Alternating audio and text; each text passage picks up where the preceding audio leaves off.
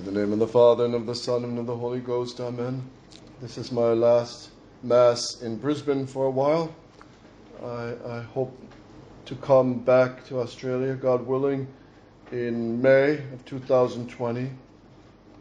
I'd like to consider briefly with you some very important teachings of the Catholic Church that have all but been forgotten.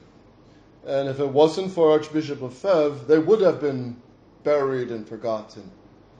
Because the main conflict with Archbishop Lefebvre and the modernist popes and the modernist Rome is over doctrine. It's not over the Mass. The Mass Rome was willing to give, but not to proclaim the kingship of Christ. They are not willing to do that.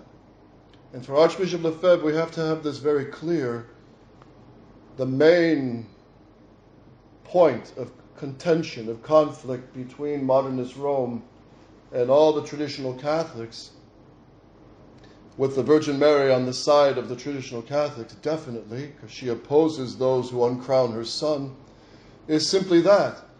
And Archbishop Lefebvre said that. People ask me, when are you going to make finally an agreement with Rome? The Pope's the Pope, you got to be under him. And Archbishop Lefebvre said, well, problem will be solved as soon as Rome recrowns our Lord Jesus Christ as King. Once Rome acknowledges Christ as King, then everything falls in place. Then they have to condemn Vatican II. Then they have to condemn the new Mass. Then they have to condemn all the reforms, so-called reforms of Vatican II. But until Rome does this, there's no possibility. And he adds to that, of course, all the teachings of the popes and the councils and the church before Vatican II. They must re-proclaim Christ as King. And that means also all the condemnations of the modern errors, from the syllabus of errors, Pope Leo XIII, the modernist errors condemned under St. Pius X in Lamentabile and in Pascendi.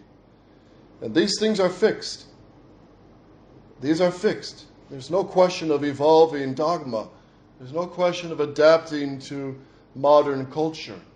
Modern culture has to bow down and abandons its sinful ways and bow down to Christ the King. As Father Denis Fahey put it, it's not for Christ the King to conform to the modern world. It's for the modern world to conform to Christ the King.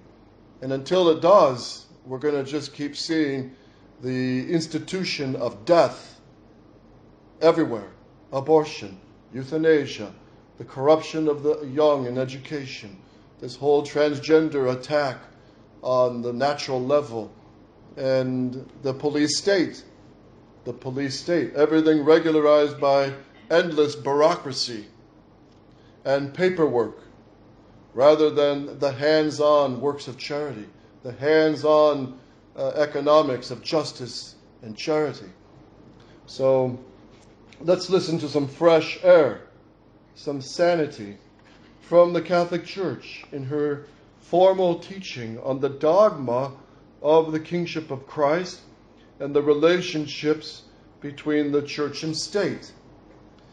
Listen to Pope Leo XIII differentiating between church and state, which does not mean their separation. Right? Pope Leo XIII compares the body to the soul. And in us, all of us who are alive here on earth, the body and the soul are quite distinct.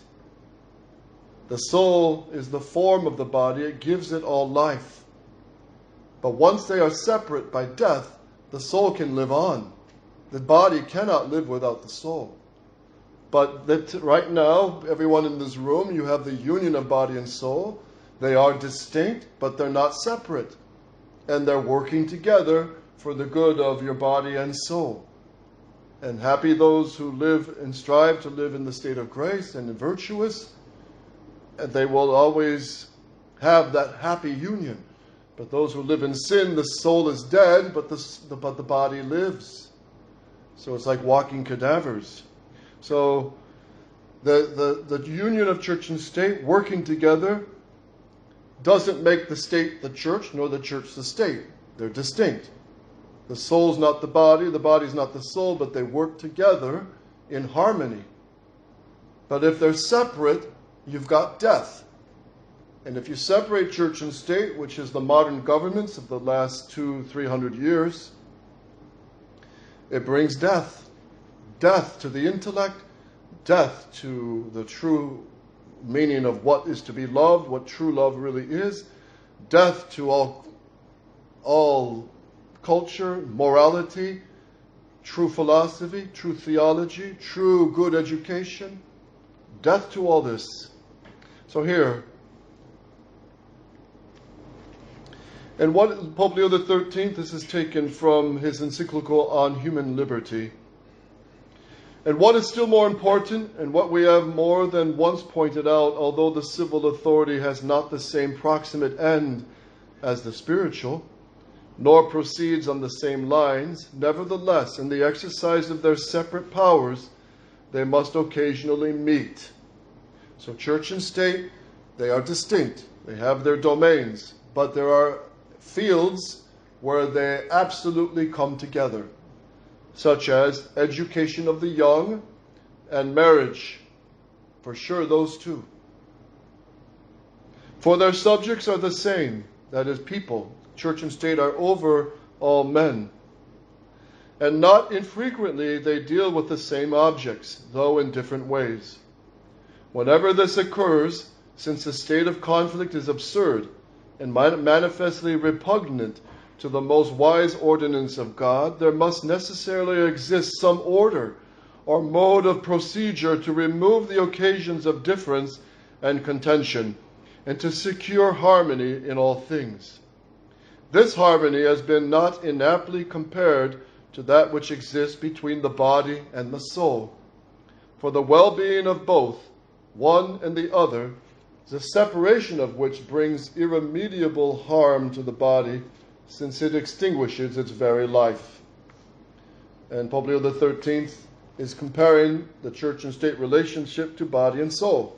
And he's saying this: if you separate the church from the state, you've got death. And where do they meet on grounds of where they both discuss and have to settle is education and marriage. So who has the final say on the education of the young? It's the Catholic Church. And she insists that the children, one, co-education at the high school level is a joke. That was always never been the practice of the church. Co-education is one of these demises, one of these plots of the enemies of Christ to destroy the youth. And co-education is not serious education. The boys are too interested in the girls are too interested in the boys. It doesn't work. That's why traditionally the Catholic Church has always had all boys schools and all girls schools, certainly at the high school level. And it's more focused. And the boys come out more focused and more boyish and manly, and the girls much more feminine and more trained for their vocations, either as mothers or nuns or in the fields of service, such as nursing, medicine, and teaching. So, on the realm of education, the church has the final say. And on the question of marriage, the state cannot make or break a marriage. This was condemned by Pope Pius IX in the Syllabus of Errors, because the modern errors were saying the civil courts can make a marriage and declare a marriage dissolved. And Pius IX came in and said, no, the state does not have the power to dissolve a true marriage. What God has put together, no man can put asunder. No man, not even the Pope, can dissolve a true marriage. And you might say, well, what about annulments?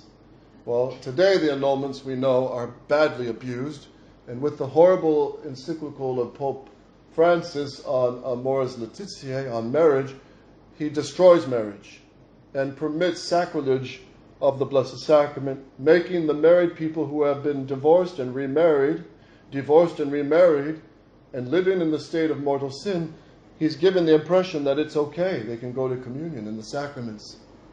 And this, what's he doing? He's actually adding on their pains in hell. Because the more sacrilegious communions they receive, the deeper they're digging their pain and suffering in hell. So much for love and charity, with the Pope actually leading and directing souls how to get to hell. This is unbelievable. And that's why we must resist this modernism of Pope Francis. And as we did with Pope Benedict, as we did with Pope John Paul II, as Archbishop Lefebvre led the charge against these modernist popes. They are popes, we pray for them, but we have to resist their destruction of the church. That's all. Like St. Paul resisted and stood up to the face of St. Peter, the first pope, to correct him and resist him to the face. And at least St. Peter, the first pope, had the humility to listen to St. Paul and correct his errors. But these popes, steeped in the pride of man, the cult of man, as Pope Paul VI called it, they're blinded. And they're blinded until they finally obey the Virgin Mary and consecrate Russia. They will not obey the Virgin Mary, and that's why this punishment. And the Virgin Mary gave such an easy, simple solution. A 5-minute ceremony of kneeling down, consecrating Russia with the Pope and all the bishops throughout the world. Here they are holding all these blasphemous, scandalous synods and meetings with the bishops and all these councils and conferences of the bishops, and spending millions and millions of dollars on airfare and all that is involved with such big gatherings. And they continue to ignore Our Lady.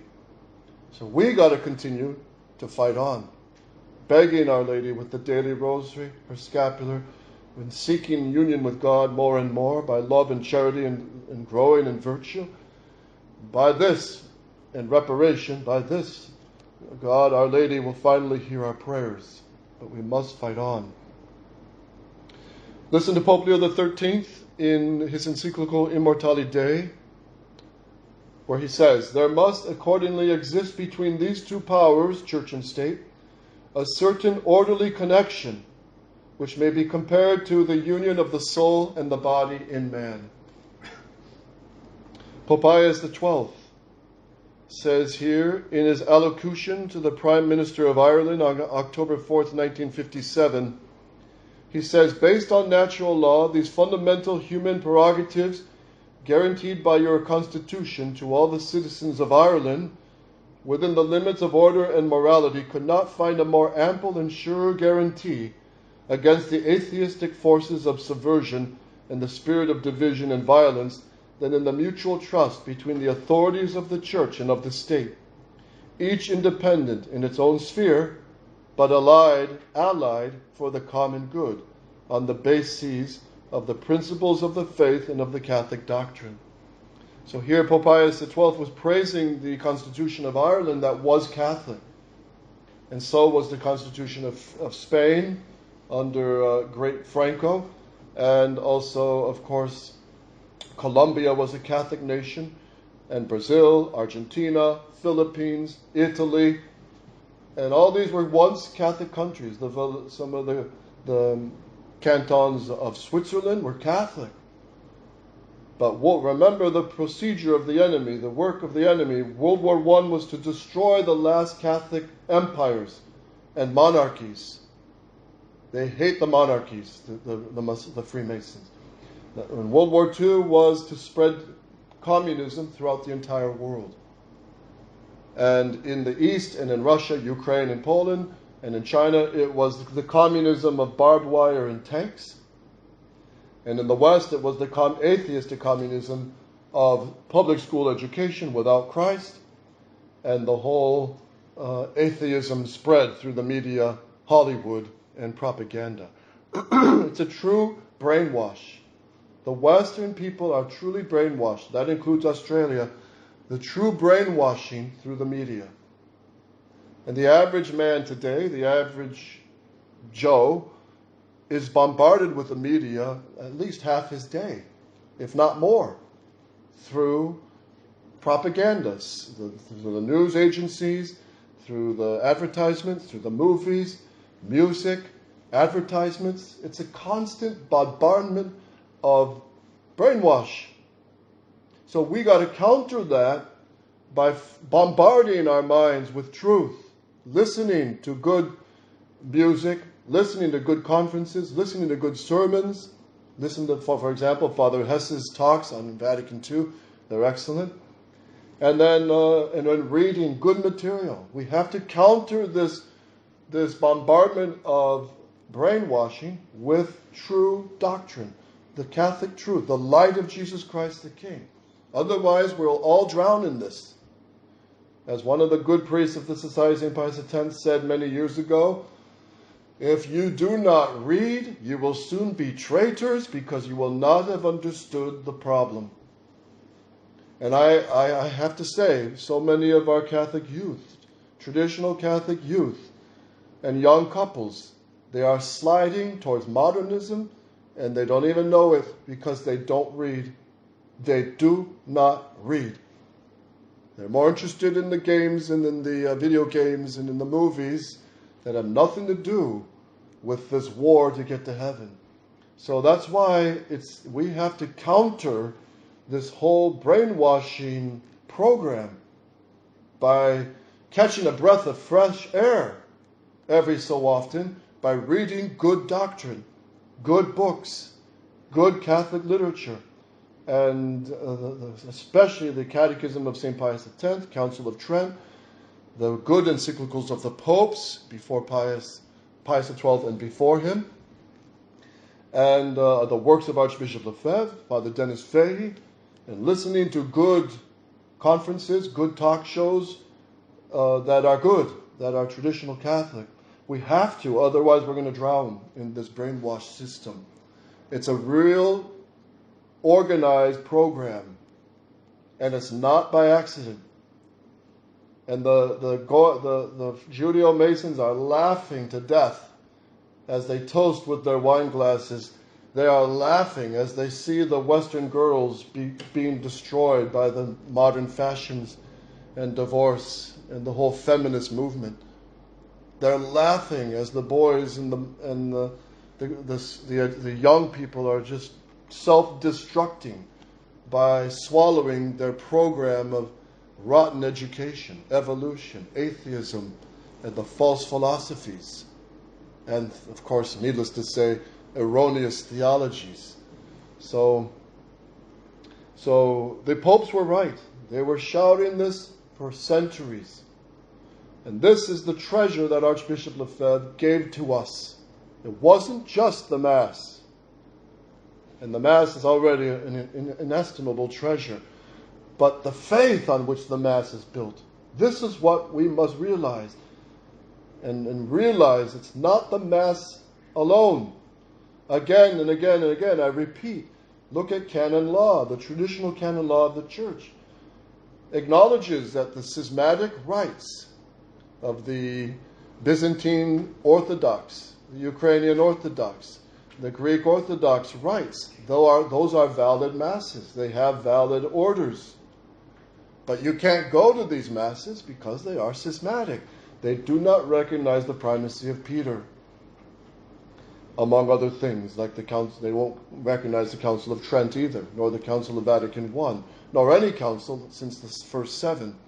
So they have valid masses, but Mother Church says in her full authority, you cannot go to those. Yeah, but they're valid, and they're respectful. They have incense and gold vestments. They're beautiful chanting. It's a beautiful liturgy, extremely beautiful. But you can't go to it because, even though it's valid, they hold the wrong faith. And that's how we have to judge these indult masses, motu proprio masses, and masses of congregations such as St. Peter's or Institute of Christ the King or the Conciliar now, SSPX. You have to judge these things in the light of the way the Church handled them. If they don't have the faith, stay away. And that's why Archbishop Lefebvre held that same principle. If they're not professing the faith, and they're compromising either with sedevacantism or with modernism, don't go. That was his wise advice. However, we can say that many of the best of the sedevacantists, they're certainly not modernists. And they're not going to go modernists. So when we do have finally a good pope, all those sedevacantist families, the best of them for sure, will come right in line with under the good Pope. So Archbishop Lefebvre recognized the Pope, but refuses obedience to his modernism. The sedevacantists don't recognize any Pope, but they're not going to go modernist, that's for sure. So, but they have a danger, as Archbishop Lefebvre said, of going more and more truly schismatic. Truly schismatic. So far that even some of their groups have elected their own popes. And that's way out there. The union of church and state implies that the Catholic faith be considered as the state's religion. The church considers such union as the normal state of affairs. Union of church and state, however, does not prevent the granting of prudent tolerance of other religions in specific circumstances. So listen to this. Pope Pius XI, his allocution of July 26, 1855, which concluded with the solemn condemnation of the violation of the Concordat. He says, "You know well, venerable brethren," his bishops, "the treaty we signed in 1851 with our very dear daughter in Christ, Mary Isabel II, Catholic Queen of Spain, a treaty solemnly sanctioned and promulgated as the law of state in this kingdom. You do know also that in this treaty, together with many things regulated for the protection of the Catholic faith," so the state protecting the Catholic faith, "it was established before anything else that this august religion will continue to the exclusion, EXCLUSION, exclusion, circled, highlighted, exclamation point, to the exclusion of all other religions, to be the only religion of the Spanish nation, and maintain as before in all the kingdoms of Spain with all its rights and prerogatives which it must enjoy by the law of God and canonical laws, that the instruction in all schools, public and private schools, must conform to the Catholic doctrine." Bam! Pius IX. And he's condemning this Concordat that was trying to remove the Catholic Constitution. So remember that Vatican II, in the name of Vatican II, Rome removed the Catholic constitutions of all these Catholic countries. And that was a crime that Archbishop Lefebvre said they're uncrowning Christ the King. Pope Pius IX in the Syllabus of Errors, listen to this proposition, which is condemned. So this is what I'm going to read is condemned. Here's what the enemies say. "In the present day, it is no longer expedient that the Catholic religion should be held as the only religion of the state, to the exclusion of all other forms of worship." This is condemned. So let's put this in the right light now. What is it? What are we children of light supposed to teach and believe? In the present day, it is expedient. It is necessary that the Catholic religion be held as the only religion of the state of Australia, the state in the United States, everywhere. That the Catholic religion be held as the only religion of the state to the exclusion of all other forms of worship. So you might say, well, what about all the many Protestants and Buddhists and Muslims? These people, what happens to them? You kill them all? Well, no, the church never taught this. But the church teaches, in such a case when there's a big population of false religions, the state will tolerate them, their errors, meaning they live on and eat, drink, and run their businesses, no problem, but they're not allowed to spread the propaganda of their false religions on internet, radio, TV, no public evangelists on TV. All that everything that spreads publicly error must be restrained. And that's good. That's very good.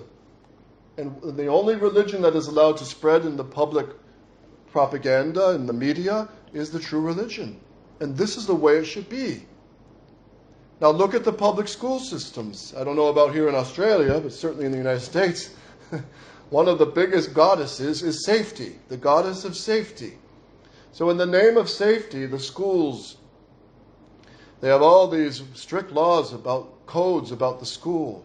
And they have to get rid of all asbestos and these poisonous gases. And any carbon monoxide must be made sure that none of the kids are exposed to toxic gases and toxic, dangerous materials. And they search the schools and they'll spend millions of dollars to redo old schools, put in a whole fire alarm system. Everything is top shape for the fresh air of the kids. All right, fair enough. So apply that to the state. The state should be just as solicitous, just as anxious to ensure that the whole nation has the fresh air of the true faith, of the true light, and not the toxic gases that kill the soul and lead them to hell of false religions, whether it be Muslims, Buddhists, Protestant heretics. They're not allowed, they should not be allowed to spread their poisonous, noxious, toxic gases. And this is what the popes have been saying all along. And it's truly great what the popes have taught. It's so tremendous. If only these things would have been applied, the modern world wouldn't be upside down. Listen to this, 224. This is regarding Colombia. Colombia had an overwhelming majority of Catholics before Vatican II, 96%. And this is one of the articles, Article 38 and 41 of the Colombian Constitution. Now remember that Cardinal Castrillon Hoyos, who was the first to meet with Bishop Fillet and Bishop Williamson and Bishop Tissier, I think it was, or Galarreta. He met with 3 of the 4 bishops in 2000. And that's what really kicked off the whole thrust towards the agreement with modernist Rome. Even though in the 90s Bishop Fillet was already sending priests to the Grec meetings to try to make peace with modernist Rome. A true betrayal, may I add. So this article, here's what it says in the Colombian Constitution, which was removed thanks to Cardinal Castrillon Hoyos in Vatican II. Quote, "The Roman Catholic and Apostolic religion is the religion of the nation, Colombia. The authorities will protect it and will make sure it is respected as an essential element of social order. It is understood that the Catholic Church is not, nor will it be, official, and that it will keep its independence. Public education will be organized and directed in accordance with the Catholic religion." That should be also in the Constitution of Australia. It should be in the Constitution of the US and Canada. This is sanity. But this was removed. And look what's become of Colombia now, overrun by communism and Marxist theology and the drug wars that are frightful. Pope Leo XIII, addressing the United States in Longínqua Oceani, 1895, he rebukes the American bishops, the liberal Cardinal Gibbons. Cardinal Gibbons said he praised to the skies the public school education without Christ. He was a real liberal Catholic. And Cardinal Gibbons said, if I was asked to change anything in the United States Constitution, I wouldn't touch it. So he was a Vatican II bishop 100 years before Vatican II. Pope Leo XIII says, "But moreover, thanks are due to the equity of the laws which obtain in America for the Church amongst you, unopposed by the Constitution and government of your nation, fettered by no hostile legislation." So there's no laws in America condemning or blocking the Catholic Church. "Protected against violence by the common laws and the impartiality of the tribunals. The Catholic Church is free to live and act without hindrance. Yet, though all this is true, it would be very erroneous to draw the conclusion that in America is to be sought the type or the model of the most desirable status of the church, or that it would be universally lawful or expedient for state and church to be, as in America, dissevered and divorced or separate. But she, the church, would bring forth more abundant fruits if, in addition to liberty, she enjoyed the favors of the laws and the patronage of the public authority. In other words, the state should be Catholic. If the state was Catholic, you will see things bloom like crazy. The education would shine. The arts and the architecture would shine. The whole culture would be elevated. The strong families and good marriages, and women extolled and honored in their place instead of dragged in the mud as modern democracy throws her in. And the men would be manly and have their heads on straight because they would have the Catholic faith. So Pope Leo XIII is slapping the hands of these liberal bishops, but the Catholic doctrine is there. And he says here, the model is not separation of church and state as in America. It's not the model. The model is the Catholic states, the union of church and state that proclaim Christ as king, and the Catholic Church is defended and protected by the state. And so the education of the young and marriages are good and strong and fruitful and truly illuminated by the light of Christ. Let me conclude. I know this is maybe long, but in a normal Sunday sermon, it's a bit long to go through these things. But we need to be reminded, because we're all liberals in some way. We got this poison in us. We breathe this toxic air. So we got to hear some sanity once in a while. And here it is. Let me just close with Pope Pius XII. This is his allocution to the 10th International Congress of Historical Sciences, September 7th, 1955.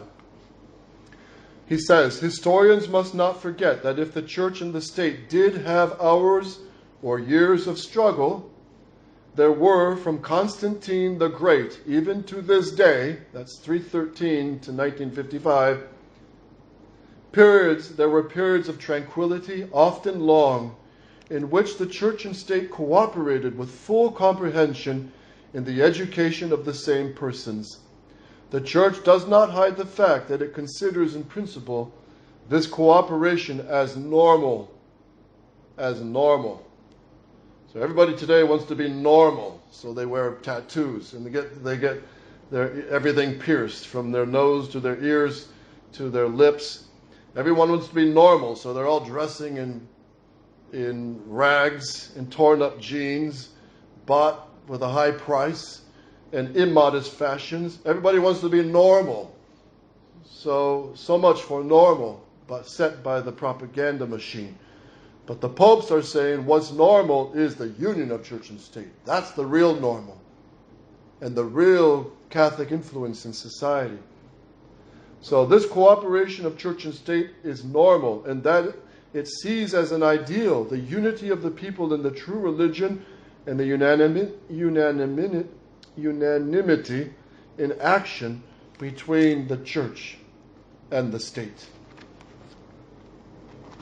So let me just conclude, so we don't go too long here. Let me just conclude with quoting on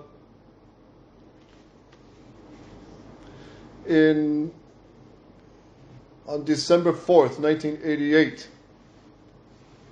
Bishop de Courtois, he said that he saw clearly, as a modernist, the reason why Archbishop Lefebvre refused to sign the protocol of May 5th, 1988.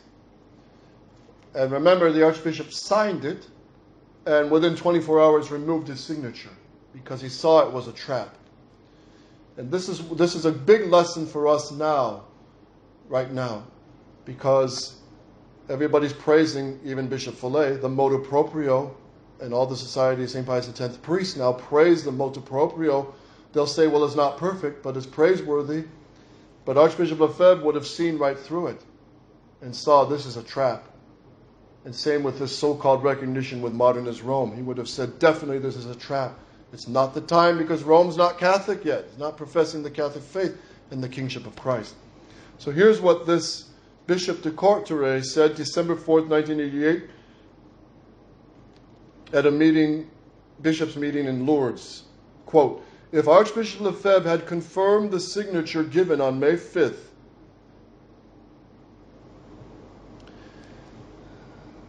the MOU, it would have demonstrated that he was willing to accept all of Vatican II.